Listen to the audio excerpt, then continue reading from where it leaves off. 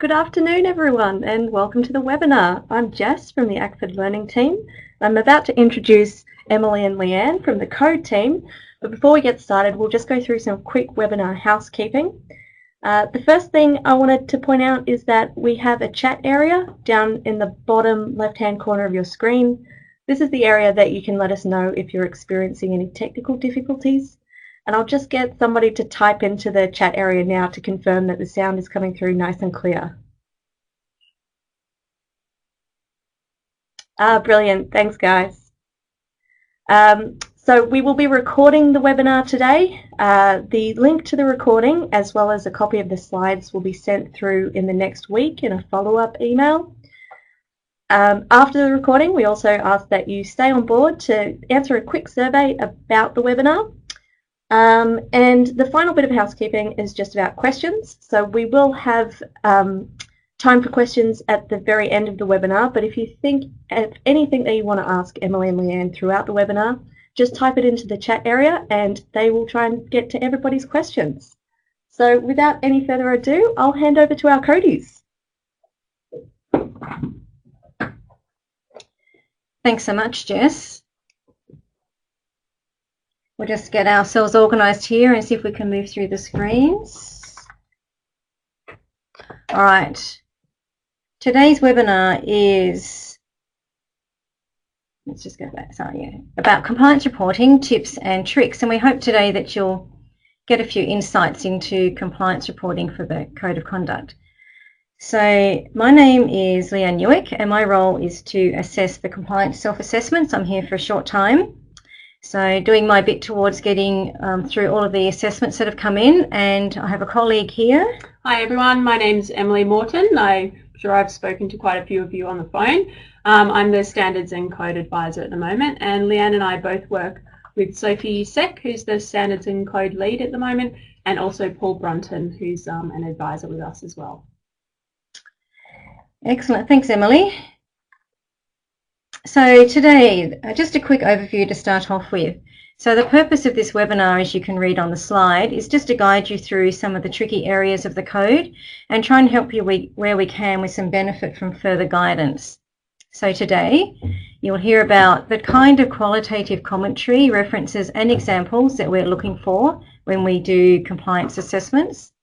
You'll receive some handy hints, tips, tricks and examples along the way, and hopefully you'll get to understand what documentation is being called in as part of the focus areas in the assessments for this year, and also be able to participate with questions and feedback. All right, so we're moving into this webinar with some assumed knowledge, and that is that you are aware of the ACFID Code of Conduct, and as we've just seen the poll coming through before, there's quite a number of you that have already been involved in CSA reporting or exceptions reporting, with a small number that haven't been exposed to it. So we hope this webinar is targeted to broad enough for all of you. We also assume that you have a role in compliance reporting with regards to the Code of Conduct. And we assume that you're aware of the code reporting deadlines for both compliance self-assessment and the exceptions reporting.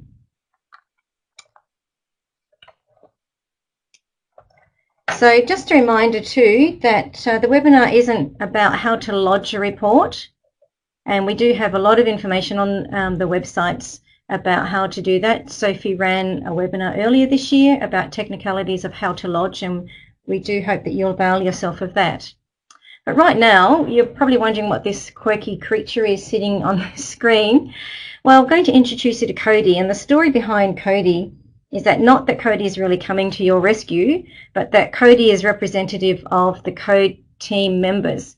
When I started here a couple of months ago, I was welcomed into the team as we have another Cody, and I thought, oh, okay, that's one way to put it, I suppose. So today we have Cody that's coming through in the webinar, and just keep an eye out for Cody. There may be some random appearances from time to time just to keep you alert, and Cody will be here to help guide us through this webinar today.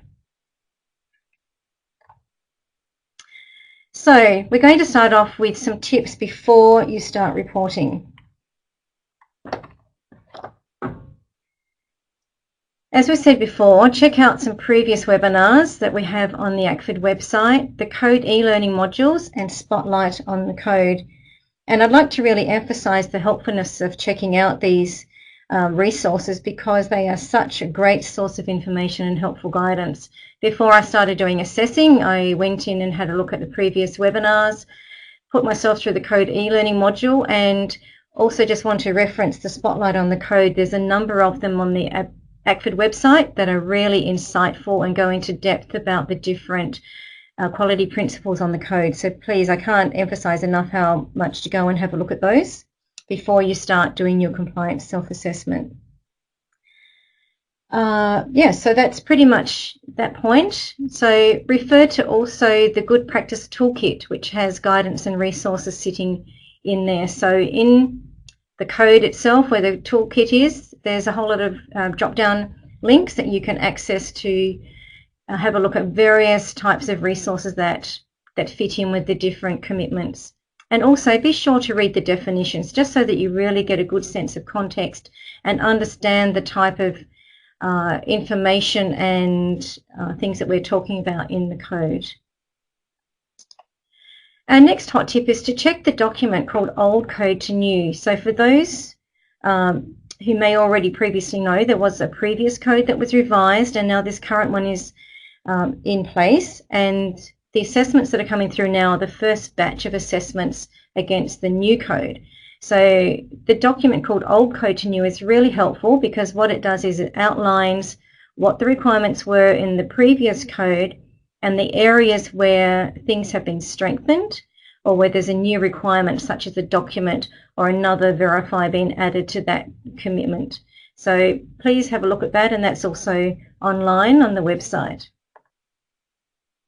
Just a hint here, for those of you who don't have two screens and can't toggle between your CSA and another document, for those who are working on one screen, it might be handy just to download and print the Quality Assurance Framework, which is online. Print that out, have that next to you so that you can refer to it as you're working your way through the compliance self-assessment, and that way it's a little bit less problematic trying to do your response. So moving right through now, we're doing a few more tips. So members are asked to report against 32 different code commitments. And you'll notice there that we're looking for qualitative and descriptive responses, somewhere between 150 and 400 words, sorry. So it's not really about the word count, but it's set there so to encourage a succinct and meaningful quality narrative that speaks to the commitments and the verifiers. So we're trying to sort of get you to hone in on your responses and make them quite clear and concise in your reporting back to us.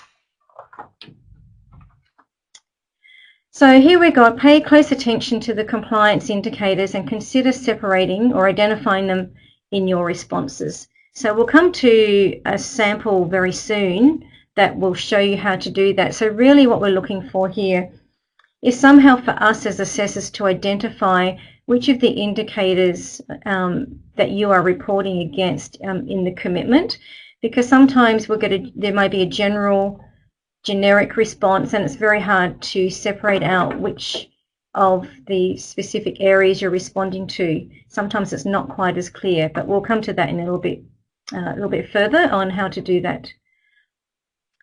Maybe ask someone just to read through your response just to make sure that it all makes sense and it's readable. That's one of those. And also have a look to see what documentation is being called in as part of the focus areas. So what we're looking for here, there are 4 areas where documentation is required to be uploaded when you submit your CSA. The first one is in 1.4, that's the child protection policy. 4.3 is asking for a monitoring, evaluation and learning process or policy. 5.2 is a partnership commitment policy. And 8.2, we're looking for policies, procedures or other guidance documents that show us how you manage your financial resources and risks. So they're just some helpful hints along the way, because we have noticed that some organisations haven't uploaded documents or they have uploaded the wrong document. So these are just things to be aware of as you're about to go into your reporting process.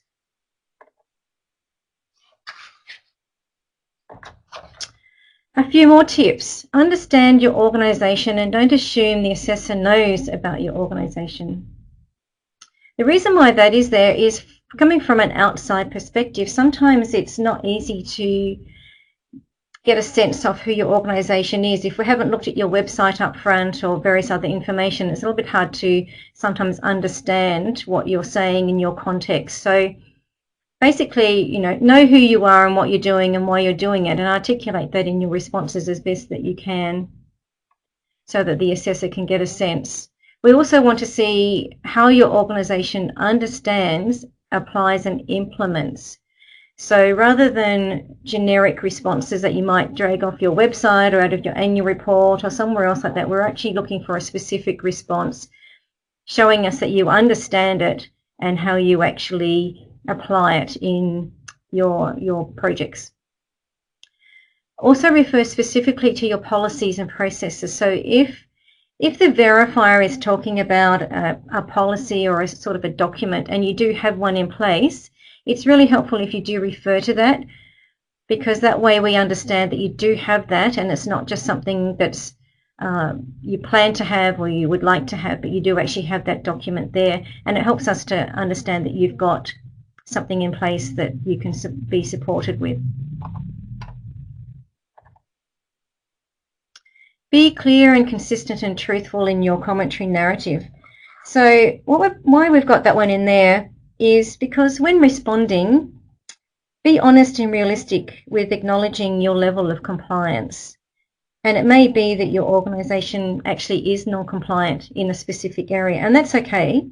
If so, just tell us what you're achieving and what you plan to roll out, and then we can work with you with timelines and achieving compliance, because it's better to be honest about the fact that you're not quite there, but you've got a plan in place to get there and a time frame, and then we can understand your context much better than you saying you're compliant and then providing a narrative that does not match with your indication of compliance. Here's another one. Don't assume that if you have referred to a document or a tool or a template in another commitment that you don't need to mention in your response. So what we're saying here is there may be another area in the CSA where you've mentioned a document, perhaps your gender policy, but it may actually be useful in trying to articulate an example or that you have something in place under another reference. So just think about where you're mentioning a policy or a specific document elsewhere. Don't assume that because you have mentioned it, you don't need to use that in your response if it's relevant. So right now, we're just going to give you a minute or so to read right through this response, just to get a sense of what a thorough response may look like. It doesn't mean it has to look like that, but just to give you an indication. So we'll just give you a minute or so to read right through that, and then we'll come and chat to you about it.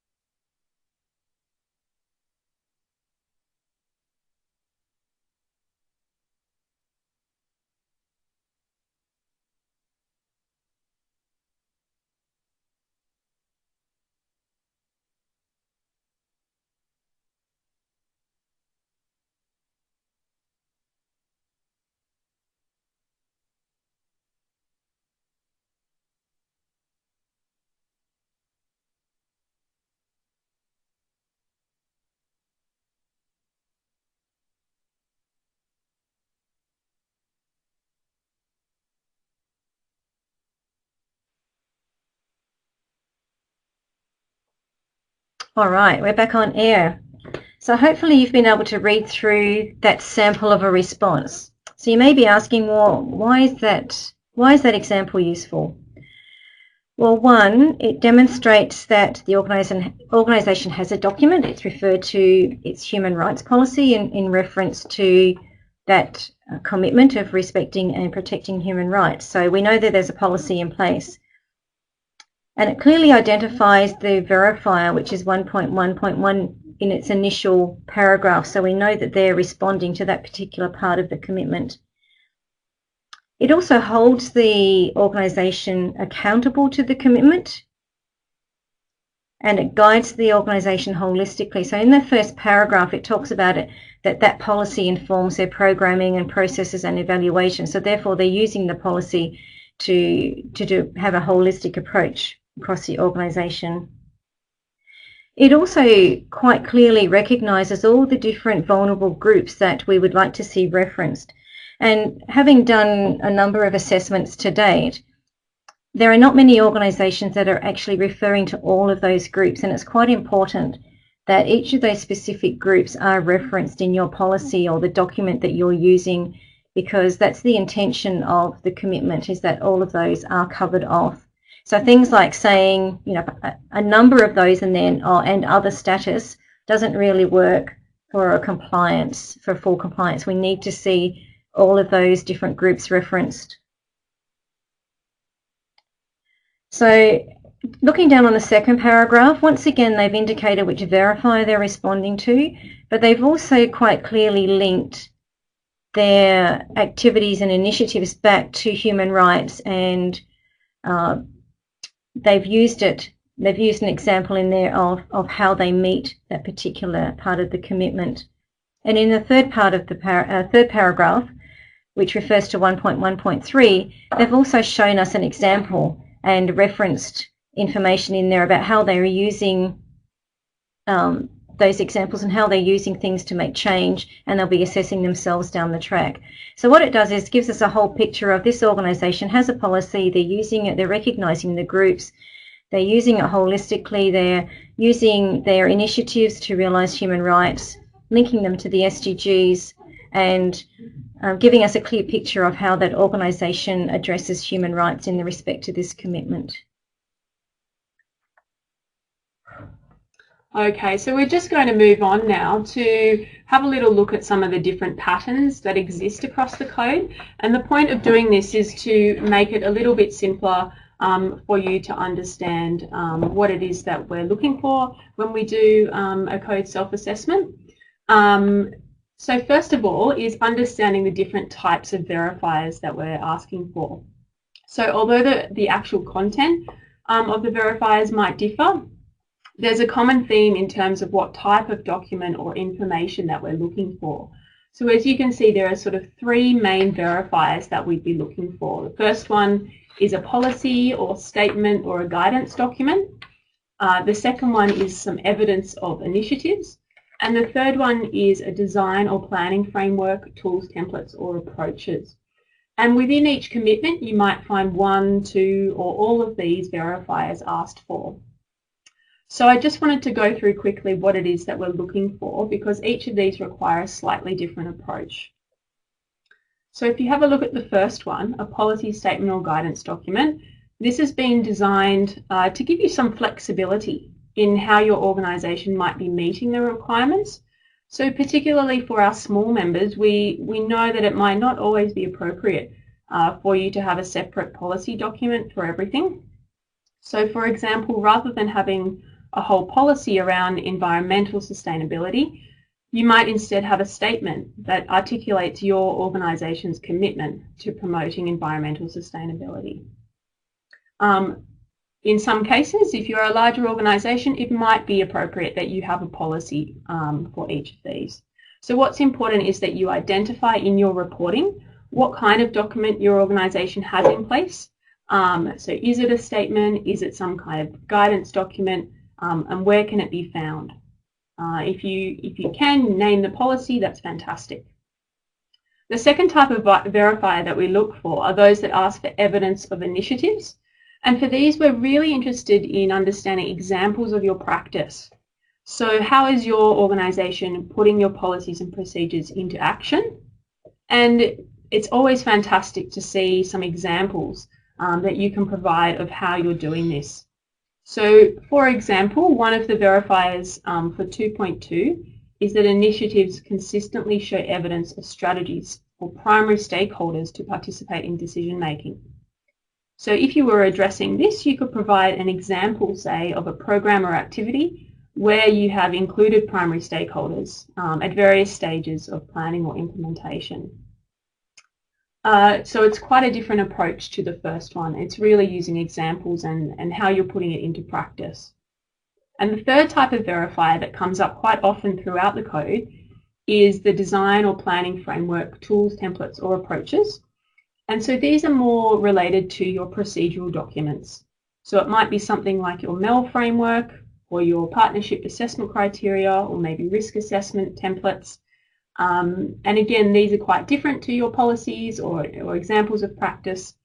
So when you're writing your narrative responses, to make things easier for yourself in the long run, keep in mind what type of verifiers are included for that commitment, and just make sure that you reference any particular policies or where relevant, provide some examples. That will just help to clarify your responses.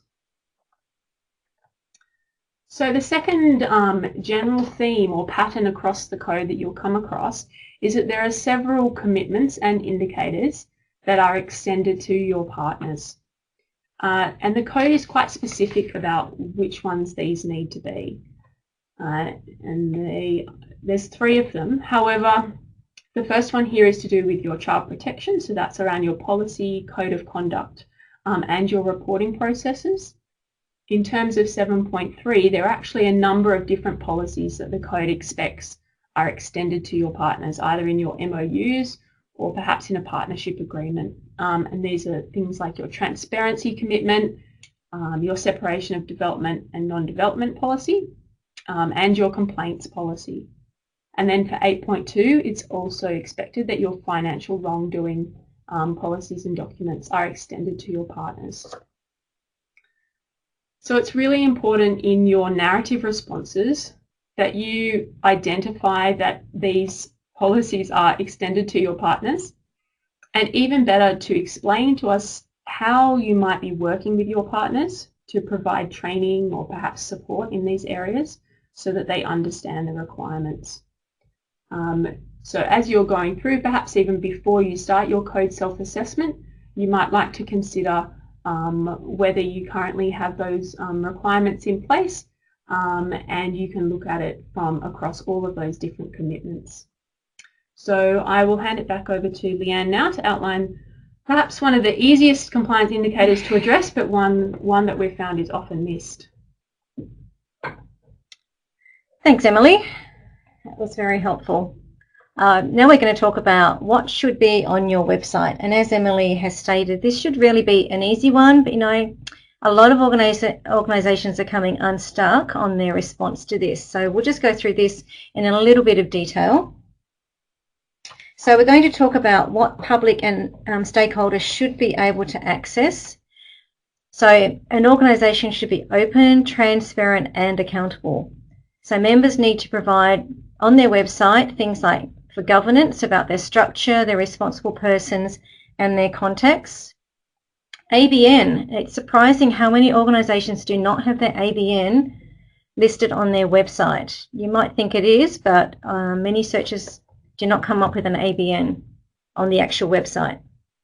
So you should also have information about your work, including your key projects or programs, because people, donors in particular, are very interested in knowing what you're doing overseas, why you're doing it, what the outcomes are, and if you're soliciting for donations, they need to know whether there's a link between what you're advertising and what you're actually doing. Information on partners and roles. People also like to know who you're working with, what their role is in line with the context of your organisation, and it's really helpful to have who your partners are on your website. A statement of commitment to adherence to the code. Well, that's one of the requirements too, that you are stating that you are an ACFID member and you are compliant with the code. Also, the scope for and mechanism or process for lodging a complaint and a point of contact. So people, should they want to lodge a complaint, need to be able to find how to do that on your website and what the process is to do it. And in particular, a point of contact is always necessary as well for organisation, for people to have to link into for your making a complaint. Also, identification of the ability to lodge a complaint alleging a breach of the code with the ACFID Code of Conduct Committee and a point of contact. So once again, it's to do with complaints, but this is a complaint outside of your organisation. If they want to raise an issue with the ACFID Code of Conduct Committee, there should be a point of contact and information about how that can be done.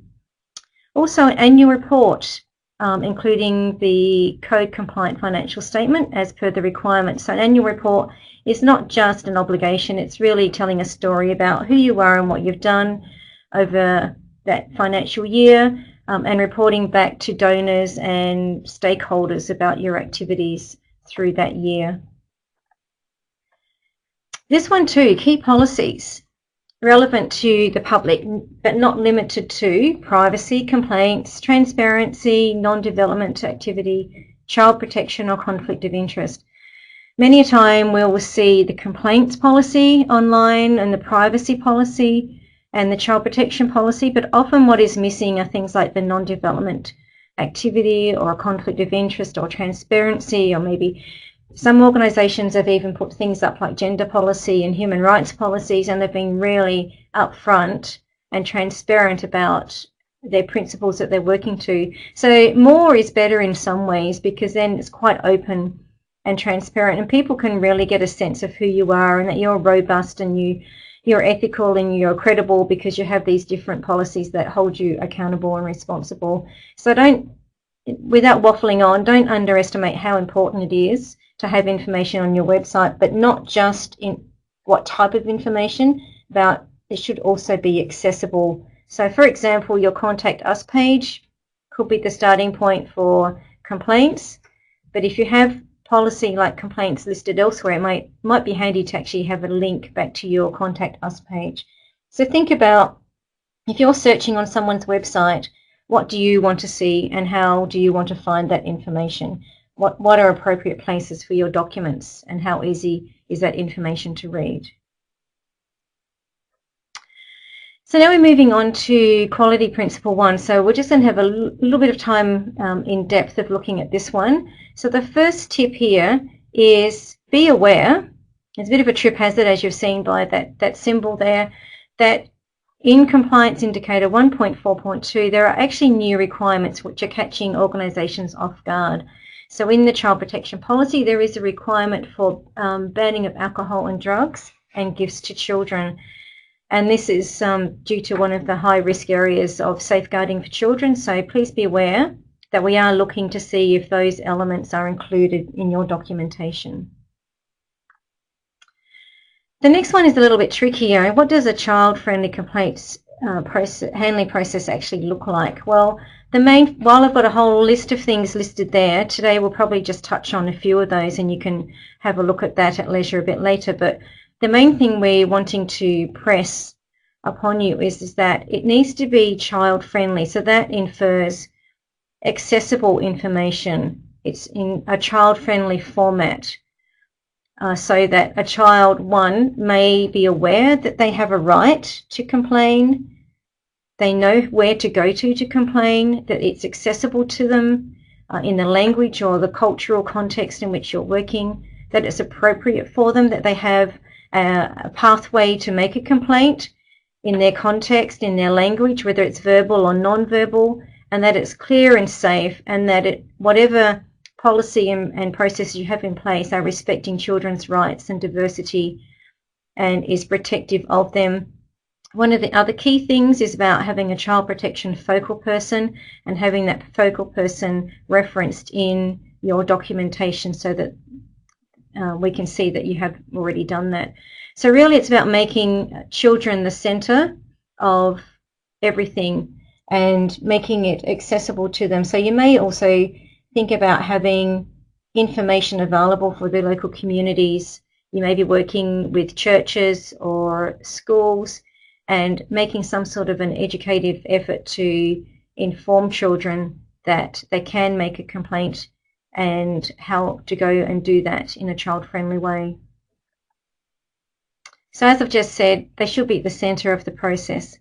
If you would like any further information on this, the Good Practice Toolkit has a wide range of examples and resources that highlight all the factors to consider if you need to revise your documentation or write a new one. If you're in that process, then please refer to that toolkit because it has a plethora of information that's really, really helpful.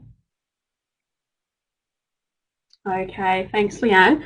We're going to move on now to have a look at quality principle number 2. And so the purpose of this slide was to just unpack some of the detail that's involved in quality principle 2, because at first glance it can seem like quite a lot to cover. But what you'll notice as you look at it more and more is that there is a really clear pattern in terms of what we're looking for. So quality principle number 2 actually covers 4 main stakeholder groups or themes. We've got primary stakeholders, gender equality and equity, people with disabilities, and also children, for those organisations that prioritise work with children. So for each of these different groups and stakeholders, the code asks for 3 or 4 of the verifiers that you can see on the right-hand side. So there is a really consistent theme as you work through each of the different commitments, each of the indicators and commitments. So for example, we will ask for your monitoring and evaluation tools that show evidence that your organisation is keeping track of how it's going with regards to the participation and consultation of all 4 of these groups. But because of the way that the code is set up, it is spread out between all of those different groups. However, when you're doing your reporting, it's likely that your MEL framework will actually have all of these included in the one document. So you might have specific questions in your MEL framework around how people with a disability have been included, or how you have managed to include primary stakeholders as participants. So the responses to all of your commitments under Quality Principle 2 could actually just be referring to the one MEL framework. So although it might look like quite a lot, in fact it could be that you're just referencing a couple of different policies. You might have some examples that show how you're consulting with these different groups or how you're working to empower them. And then you might just have your design or planning framework that references all of them, and your MEL tools or templates as well. So what we're looking for is the same kind of approach across all of these different commitments in Quality Principle 2. So again, it might be useful before you start writing your responses to just get a sense of the different patterns and how you might be able to use the same documents as evidence, or even the same examples as evidence.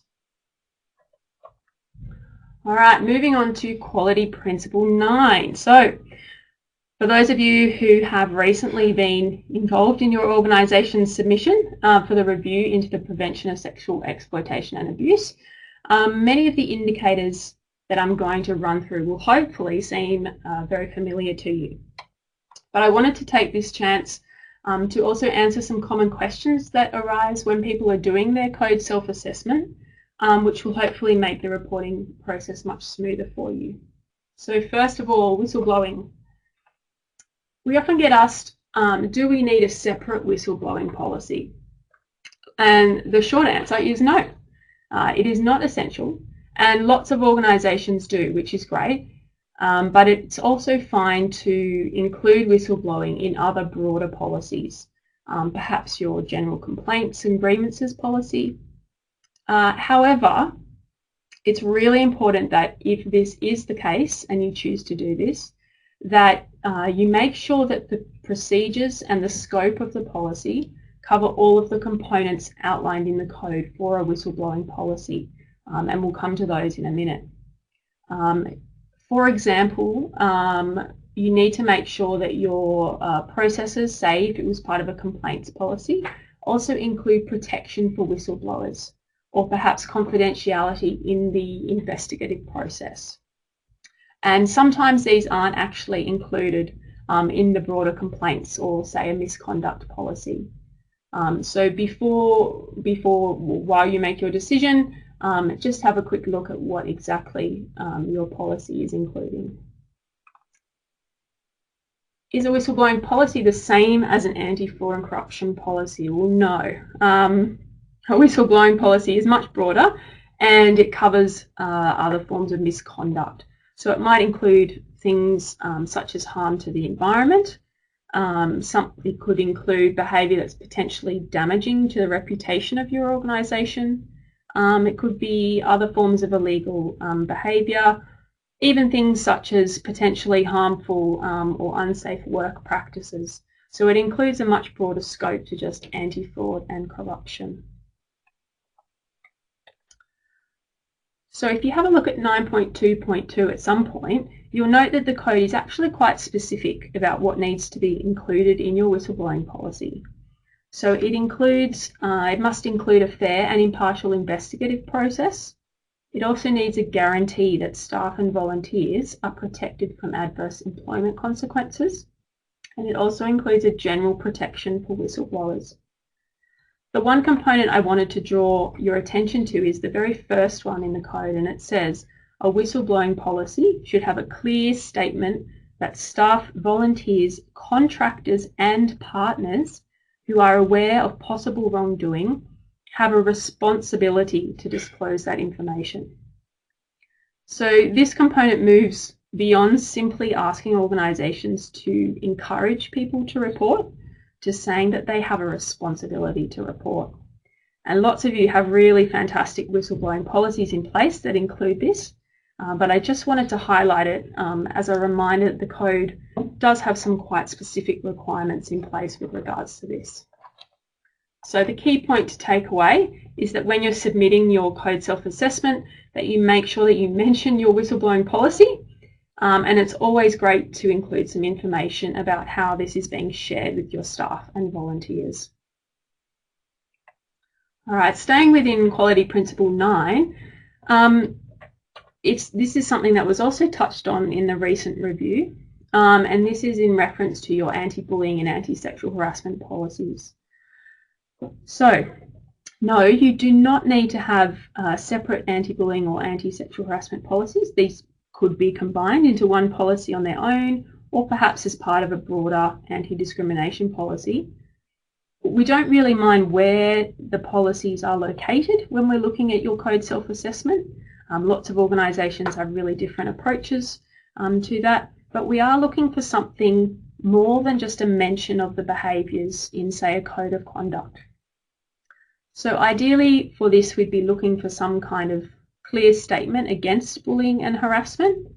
And it would also be great to include some definitions of what these behaviours might look like in order to provide a bit of clarity for your staff and volunteers about what could potentially be reported under this policy if the situation arose. And in saying that, the policy should also include an outline of the process for reporting and investigating any claims if they do occur. And this might be as simple as directing people to your internal grievances policy, or perhaps providing some contact details for an appropriate person. It doesn't need to be a large document, but it does need to be more than just a quick mention in a code of conduct. So we've recently updated the Good Practice Toolkit with some examples, so feel free to have a look and adapt where needed for your organisation. And it's also worth noting that these two policies are based on the Sex Discrimination Act and the Fair Work Act, and there are links to these on the Good Practice Toolkit as well, which might be helpful for you. So when you're thinking about 9.2.3, it's a real mixed bag. It covers so many different things, and there are lots of different verifiers: travel insurance, work health and safety policy, as well as the ones we've just talked about. So make sure in your responses that you're as thorough as possible to save you time in the long run and us coming back to you. So make sure you identify all the verifiers that your organisation does have, or note the ones that you're currently working on. And it's always great to tell us, how they're included in induction or training or shared with your staff. So we're really interested in how it's being applied in your organisation and what it looks like. Now the next question is really focused on our fantastic smaller members. Now the next question is really focused on our fantastic smaller members out there who are entirely volunteer run and do a stellar job. So we're often asked, we're a volunteer run organisation, do we still need to have HR policies? Now the simple answer is yes, but we realise it can be a bit trickier than this in reality sometimes. So some of the HR policies listed here, 9.3.1, may not be applicable. For example, family and carer leave provisions, or perhaps remuneration and benefits. But at the same time, just because there are volunteers doesn't mean these policies might not need to be in place. Many of the policies listed as verifiers are applicable to volunteers as well as staff. So it's not as clear-cut as saying we don't have staff, we don't need HR policies. So for example, you still need to have grievance and disciplinary procedures, obviously workplace health and safety. So in your CSA, if your organisation is volunteer run, it's really important that you identify which of the policies you do have. And if you're not sure that you need to have one of them, then provide a bit of an explanation to us about why that's the case. And then we can enter into a longer discussion if need be for your specific situation. Obviously, for any organisation with paid staff, we'd be expecting to see all of them in place and identified. All right, we're powering through onto the last little section now. Again, still in Quality Principle 9, and we're coming to the Code of Conduct, and that might sound a bit weird because it's all been about the Code of Conduct, but this one is specifically one for your staff and volunteers, and it's developed by you, your organisation, and not from ACFID. So while we love hearing about how our members are using the ACFID Code of Conduct, here in 9.4, when you're reporting, we want to know what kind of Code of Conduct your organisation has. So a few tips and things to think about in terms of what it should look like. We really want to know how it reflects your organisation's values and principles. We've recently added some examples and a template to the Good Practice Toolkit online. So again, feel free to have a look, but we're looking for something adapted to your organisation. It needs to be separate to your human resources policies. So some aspects of conduct might be included in other policies. So perhaps you touch on them in your anti-bullying policy or conflict of interest, but we would still expect that the key points around conduct would be pulled out and included in some kind of documented code of conduct. It should cover staff and volunteers. Some organisations have two. That's totally fine. If that's the case, just mention that so that we know that both staff and volunteers are covered. Now, your Code of Conduct does need to reference child safeguarding. And so you'll remember that as part of 1.4, you are required to have a child safeguarding Code of Conduct. And so in your more general Code of Conduct, you might refer to this one, or you might choose to include some general safeguarding expectations in this Code of Conduct here. So it's possible to have two documents, or sometimes you might include them in the one.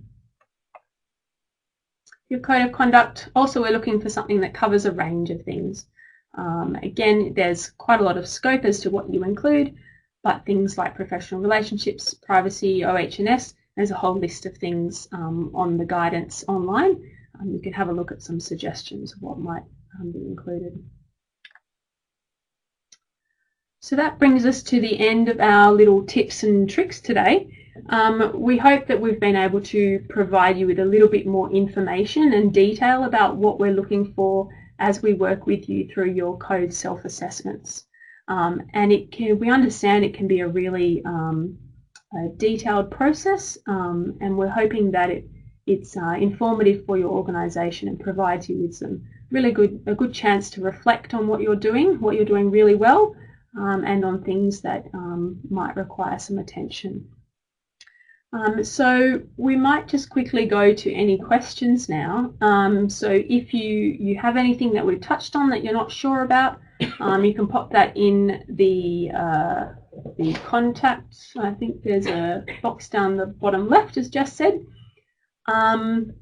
I'll just respond really quickly. Adrian, I noticed, asked a great question earlier on with regards to complaints on the website. So he said, does the point of contact have to be a named person or a role? No, we wouldn't expect that it be a specific person. We understand that particularly in large organisations that might change quite regularly. What we're looking for is that people who are coming to your website know how they can make a complaint if need be. Perhaps there's a web form, perhaps there is a specific phone number for them to call, just some kind of process or contact place for them as well. So if there are no further questions, I'll just draw your attention here. These are our contact details. Obviously, if you have any further questions as you're reflecting on this, or perhaps as you're going through your actual code self-assessment, feel free, just email us the code inbox or give us a call. We're always happy to talk things through with you. And it's often better to just touch base with us earlier rather than later if you're not sure.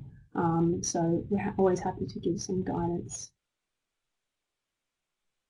And Jan, we just note that your comment, yes, we recognise this, that the list of groups is expanding, yeah, for various reasons, so thank you. All right. We just wanted to thank everyone for their participation today. We really, really appreciate the time and effort that you guys put into doing your compliance reporting. And we're hoping, yes, thank you, Philip, we're hoping that the term Codies is catching on. So thank you. And we'll just pass you back over to Jess to finish up with a bit of housekeeping. Thanks, everyone.